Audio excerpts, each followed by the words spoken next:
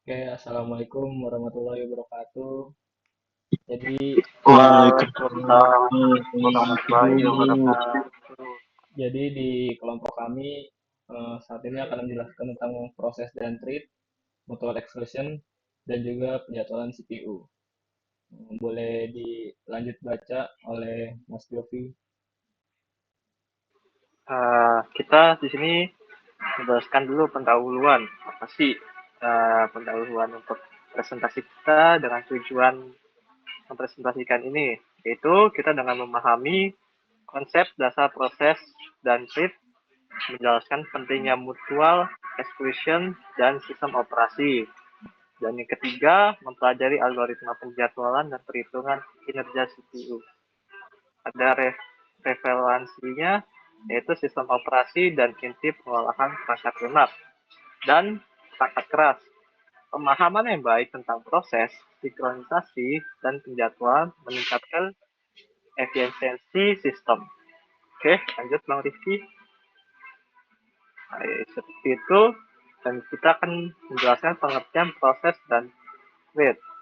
Prosesnya itu satu, yaitu satuan eksklusif program yang mencakup instruksi, data, dan sumber daya. Yang kedua, setiap proses memiliki uh, ruang alamat sendiri meliputi kode, data, dan start. Proses counter menunjukkan instruksi berikutnya akan dieksekusi, yaitu status prosesnya ready, running, dan waiting. Dan kedua, thread unit eksklusif terkecil dalam proses yang dapat berjalan secara paralel berbagai ruangan dan sumber daya dengan thread lainnya dalam proses yang sama. Lebih efisien dibandingkan proses karena mengurangi overhead, konteks, dan switching. Oke, selanjutnya. Terdengar, Baik, Pak. terima kasih. Baik, eh, tadi Bang Jopi sudah menjelaskan pengertian dari proses dan treat. Proses adalah program yang sedang berjalan di komputer ketika kita membuka sebuah aplikasi. Uh, Ambil contoh aja, kita membuka aplikasi yang namanya Google Chrome. Nah, aplikasi Google Chrome yang kita buka itu disebut proses yang sedang berjalan. Proses yang sedang berjalan ini memiliki memori sendiri, data, informasi yang dibutuhkan untuk menjalankan aplikasi Google Chrome tadi ya. Kemudian treat adalah unit terkecil dari proses proses yang sedang berjalan tadi. Jadi unit terkecil dari Google Chrome itu ya. Proses bisa terdiri dari beberapa treat yang bekerja sama secara bersamaan. Treat berbagi memori, berbagi sumber daya dengan treat lainnya.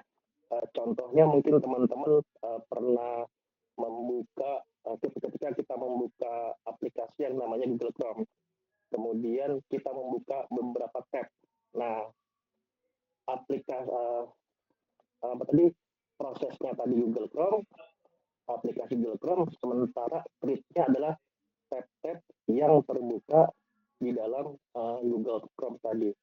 Oleh karena itu, kita bisa sebutkan bahwasanya proses itu secara eksklusif proses melibatkan konteks switching, yaitu pengalihan CPU antar proses, melibatkan penyimpanan tadi seperti disebut, dan pemilihan status proses.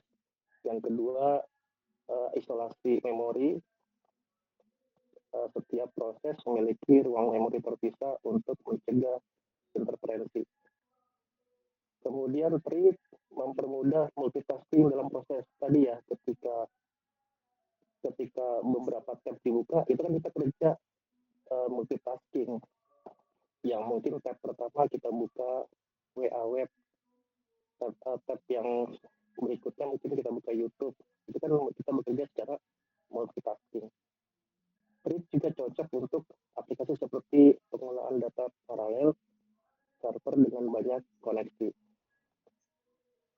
Baik, slide selanjutnya adalah implementasi proses dan treat. Implementasi proses dan treat. Bentar teman, maaf ya. implementasi proses dan treat dalam sistem operasi. Proses dan treat tadi dikatakan bagian penting dari sistem operasi. Keduanya, treat dan proses tadi ya, itu memungkinkan multitasking, kita bekerja secara efisien dan dalam pemrosesan data. Berikut bisa saya sebutkan beberapa implementasi dari proses. Proses adalah unit eksekusi independen yang memiliki ruang memori sumber daya sendiri. Sistem operasi bertugas untuk membuat proses tadi ya, menjadwalkan proses dan mengelola memori proses. Contohnya mungkin implementasi proses. Contohnya ketika kita membuka aplikasi yang namanya Microsoft Word. Sistem operasi membuat proses untuk aplikasi Microsoft Word tersebut. Atau ketika kita balik lagi ke contoh yang awal, yaitu ketika kita membuka Google Chrome, setiap tab yang kita jalankan itu proses independen untuk meningkatkan stabilitas Chrome kita ya. Lanjutnya implementasi treat. Treat seperti yang disebutkan adalah unit terkecil ya, unit kerja yang lebih kecil dari proses. Implementasi treat itu ada user level treat dikelola dan oleh pustaka pengguna tanpa melibatkan kernel. Kelebihannya eksekusi lebih cepat karena tidak memerlukan intervensi kernel. Kedua, mudah diimplementasikan. Kekurangan dari user level treat ini adalah tidak dapat memanfaatkan multi-core secara optimal. Yang kedua, kernel level treat dikelola langsung oleh kernel. Kelebihannya mendukung multitasking penuh dan optimal pada multi-core. Kekurangannya lebih lambat karena membutuhkan konteks switching melalui kernel. Demikian. Selanjutnya adalah daerah kritis atau critical section. Di sini ada definisi critical section, yaitu dia merupakan bagian dari kode di mana treat atau proses mengakses sumber daya bersama seperti file, variabel global, atau perangkat keras. Yang kedua ada tantangannya. Yang pertama yaitu memastikan eksklusi mutual agar hanya satu proses atau treat dapat berada di daerah kritis pada satu waktu. Yang kedua yaitu menghindari deadlock dan starvation saat melakukan sinkronisasi. Kemudian yang ketiga ada solusi dasarnya. Yang pertama itu penggunaan mekanisme seperti Smapur, Mutex, atau monitor untuk mengatur akses ke daerah kritis.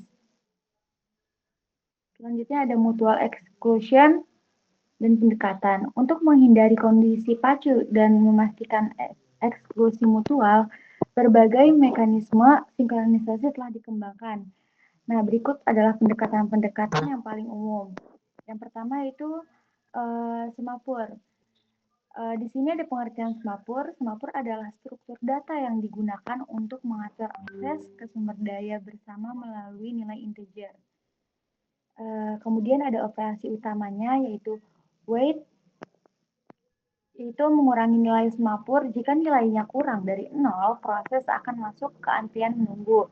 Kemudian ada sinyal atau V, yaitu menambah nilai semapur. Jika ada proses dalam antrian, salah satu proses harus dilepas. Contoh penggunaannya yaitu dalam sistem multiprogramming untuk mengontrol akses ke printer atau database. Selanjutnya akan dilanjutkan oleh Jovi. Lanjut, nah, di Mutex. Mutex adalah bentuk sederhana dari penguncian untuk melindungi akses di daerah kritis. Ya, bagaimana sih cara kerjanya? Cara kerjanya itu threads yang dimasukkan ke daerah krisis harus mengunci mutex. Threads yang lainnya yang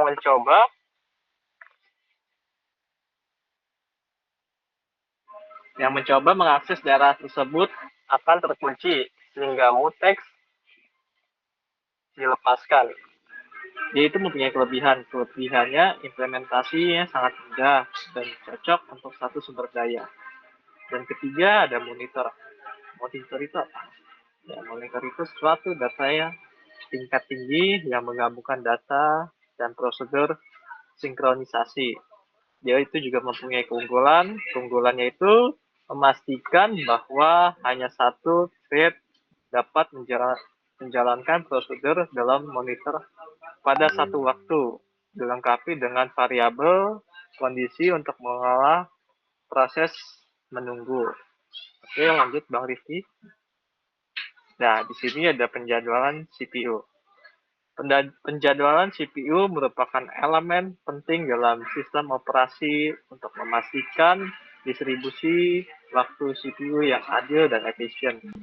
Pada proses-proses yang dibutuhkan, penjadwalan dilakukan oleh CPU sekunder dengan mempertimbangkan beberapa kriteria berikut. Pertama, efisiensi sistem. Memaksimalkan penggunaan CPU dengan meminimalkan waktu idle. Waktu respon cepat. Kedua, menyediakan waktu respon yang sangat singkat untuk memproses proses interaktif sehingga sistem lebih responsif terhadap masukan pengguna.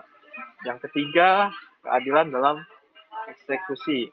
Semua proses memiliki kesempatan yang sama untuk menggunakan CPU. Mencegah proses tertentu dimonopoli. Dan keempat, ada contoh aplikasinya dalam sistem batch, fokusnya adalah output yang tinggi. Pada sistem real time, kepatuhan terhadap batasan waktu yaitu sangat penting. Oke, selanjutnya presentasinya dilanjutkan oleh Bang Indra. Baik, biar saya yang melanjutkan. Di sini ada algoritma penjadwalan CPU. Yang pertama, Freshcom Fresh Servot atau disingkat dengan VCVS. Yang pertama ada cara kerjanya. Proses dieksekusi sesuai urutan kedatangan. Yang kedua, keuntungan. Sederhana dan mudah diimplementasikan. Yang ketiga ada kekurangan. Rentan terhadap efek konvoy di mana proses lambat menghambat proses lainnya. Yang kedua di sini ada round robin atau disingkat dengan RR. Yang pertama cara kerjanya, proses diberikan waktu eksekusi dalam time slate tertentu secara bergilir. Yang kedua keuntungan, cocok untuk sistem interaktif. Yang tiga kekurangan, membutuhkan pengaturan tim kuantum yang optimal. Yang ketiga ada short test job next atau disingkat dengan SJS. Yang pertama cara kerjanya, proses dengan burst time terpendek dijalankan lebih dulu.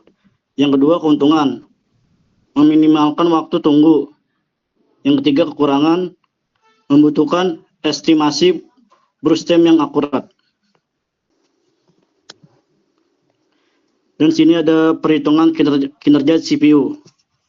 Untuk mengevaluasi kinerja algoritma penjadwalan, beberapa parameter digunakan. Yang pertama ada turnaround time atau singkat dengan TAT. Waktu total dari kedatangan hingga selesai. Di sini ada rumusnya. TAT sama dengan finish time atau arrival time. Yang kedua ada waiting time yang disingkat dengan WT. Di sini ada waktu total yang dihabiskan dalam antrian siap. Rumusnya adalah WT atau sama dengan TAT atau burst time. Yang ketiga ada responsive time atau disingkat dengan RT. Yang pertama waktu dari kedatangan hingga pertama kali dijalankan, rumusnya RT sama dengan start time atau arrival time. Oke, terima kasih. Jadi kesimpulannya di presentasi kali ini kita memberikan pemahaman baru tentang 3 aspek penting dalam sistem operasi. Yaitu beberapa poin utamanya ada proses dan thread. Di sini kita memahami perbedaan antara proses dan thread sangat penting dalam mendesain sistem yang efisien. Thread memberikan keunggulan dalam pengolahan paralel dan multitasking dengan overhead lebih rendah dibandingkan proses.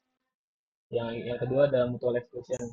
Untuk memastikan akses aman ke sumber daya bersama, mekanisme seperti semapur dan mutex sangat penting. Mereka membantu mencegah kondisi pacu, deadlock, dan starvation yang dapat mengakibatkan inkonsistensi data dan kerusakan sistem. Yang ketiga ada penjadwalan CPU. Jadi kesimpulan dari penjadwalan CPU yaitu kita pemilihan algoritma penjadwalan harus disesuaikan dengan kebutuhan sistem. Jadi setiap algoritma memiliki kelebihan dan kekurangannya, itu udah pasti. Sehingga memahami cara kerjanya dapat membantu memaksimalkan efisiensi CPU serta meningkatkan pengalaman pengguna. Jadi cukup sekian penjelasan tentang proses treat, mutual exclusion, dan juga penjadwalan TU dari kelompok kami. Kurang lebihnya mohon maaf. Assalamualaikum warahmatullahi wabarakatuh.